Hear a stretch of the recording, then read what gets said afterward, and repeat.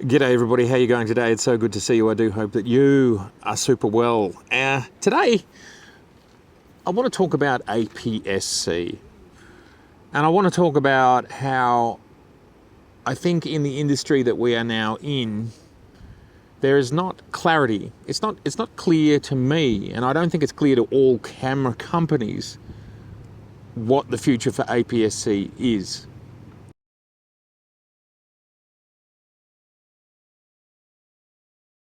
Let's start with Fuji.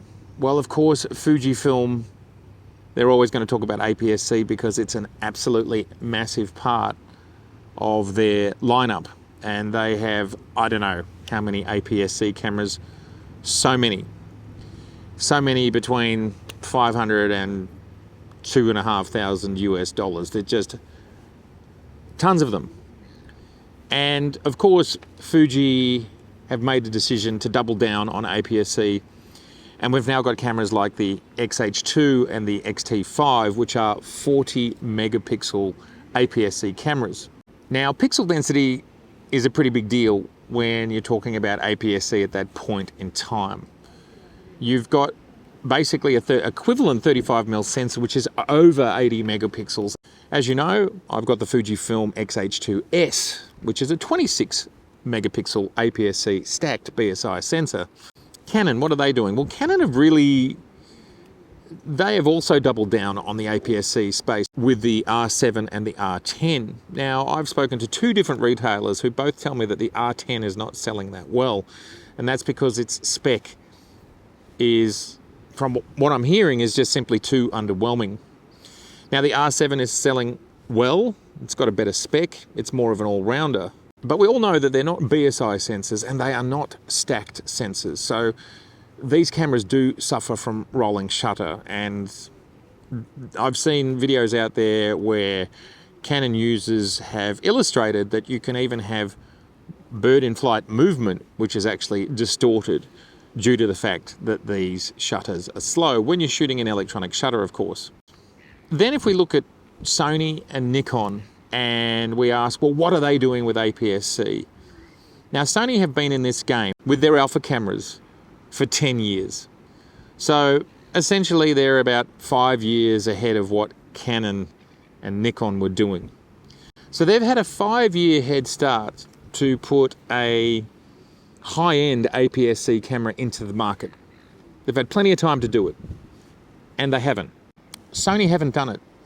What they do have is the 6000 series cameras. And of course there is the very recently released FX-30, which is an APS-C camera, but as we can see here, it is part of their cinema line. This is not a stills camera. So they are not they have not created an APS-C version of the A9, which would be the most logical place for them to land. The people that seem to be most interested in cropped cameras, high-speed cropped cameras, are wildlife photographers, birders, maybe some sports, but Sony haven't gone there. They have not made a decision to go into that space, yet they've had twice the time of Canon and Nikon in mirrorless terms to do it.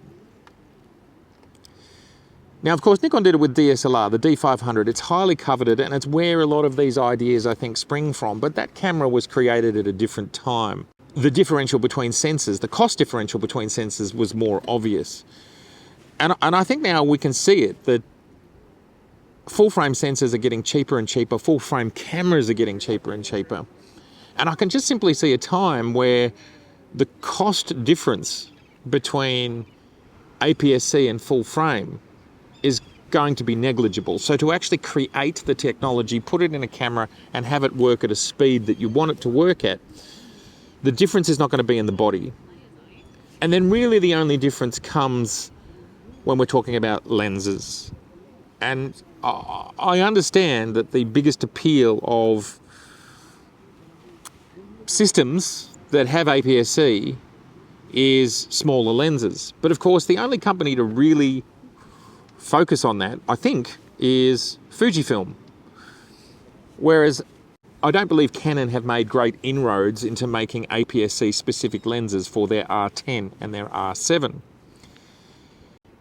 So by way of all of this, what it appears to me to be is that camera companies that have 35mm products, they don't fully invest into this system when it comes to their lens lineup. They're just not doing it. And of course, to repeat, the only company that is Fuji, and of course they have to, because they only have APS-C, and then they completely bypass 35mm. So there's no point making any 35mm lenses. If you actually look at the landscape, Canon have got some bodies, and they don't really have any dedicated lenses, or not many dedicated lenses. And then if we look at what Sony and Nikon are doing, sure, they use APS-C as entry-level products, roughly. It's a smaller size. People can get smaller, more entry-level lenses. And it's a system more designed for that end of the market. But really, how many APS-C cameras are Sony and Nikon selling? And wouldn't you have thought, if they think it's a big market, then why hasn't the D500 replacement been created? And why hasn't Sony chased that market? The D500's been out since 2016, if memory serves me correctly, with the D850 coming in 2017. Sony have had 6 years to take that space, to deliver their, at the time, class-leading AF, great fast sensors with dynamic range and everything that we know and love about Sony sensors. They've had plenty of time to do it. They've created the A9. They've created the full frame version of this camera. So why do we not have the APS-C version? Of all of these companies, Sony to me appear to be the most commercial, the most who makes decisions for profit-making reasons. And if they thought it was a market worth going into, well, they would have gone into it. So my belief is Sony doesn't think it's worth going into. Maybe Nikon are weighing that up as to whether it's worth going into. But in the meantime, they've got a lot more interest in their full-frame products, which, as we know with the Z9, are extraordinary.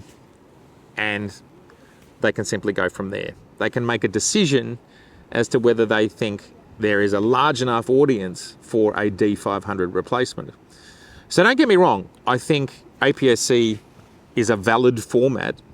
I think there are people that want it. I think both of those things. But the two things we have to consider are, is there enough people that want it? And honestly, we would just have to collect the data, and these companies are collecting the data, but we don't know. And the second point is, does there end up being a large enough technological difference? I've argued for quite a long time now that your D850 is your D500, it's just full frame. And now we've got a Z9, and I know people, I speak to people who wanted a D500 replacement, but purchased the Z9, they crop it to DX, they still get almost exactly the same result as they got in their D500 from a megapixel perspective. And the only thing that's bad about that equation is it's cost them more.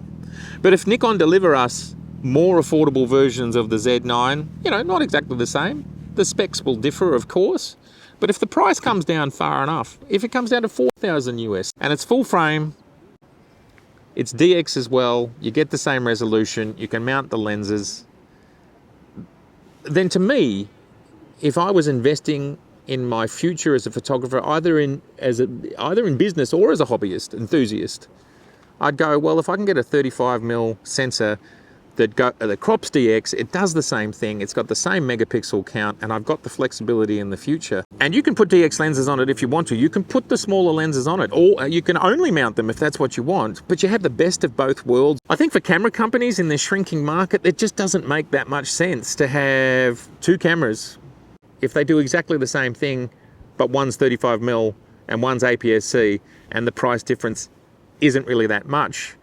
And with the shrinking camera economy and market that we live in today, it's not the same as it was in 2016 and probably 2014, 2013 when the D500 was being developed.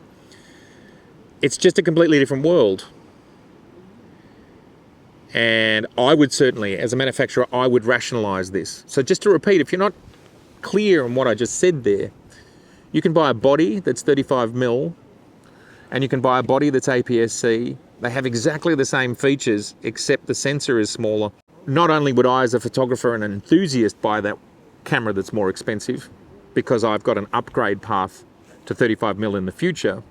Anyway, this is just a thought process. To reiterate, I totally accept and understand that people want a D500 replacement. I get it.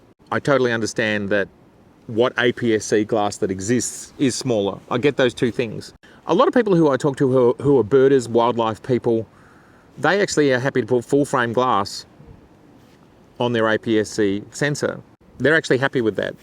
So, I don't know, when you start to mix those APS-C folks in who are still happy to use full frame glass, you really start to see the market being chopped down, and the argument for a full frame camera that's not that differently priced to a APS-C camera. This is what we call a rationalized decision. It's being made to be practical. It's not being made to help service every single person's needs. It's a decision made for the company to cover as many needs as they can within their operating boundaries. It's just the way it is. That's life. These companies, they just can't do stuff that they just can't do because they can only carry so many lines, or there's only so many people that are interested.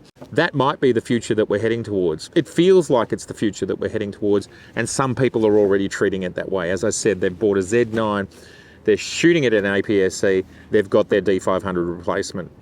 When that gets cheaper, it'll make a lot of sense. A robust conversation is what I'm looking forward to in the comments below. That would be awesome. And I'd love to know your thoughts. Please let me know in the comments below. It's been so good to see you. And if this is your first time here, I would love to see you again. So please do subscribe, please share, and please like. All right, bye for now.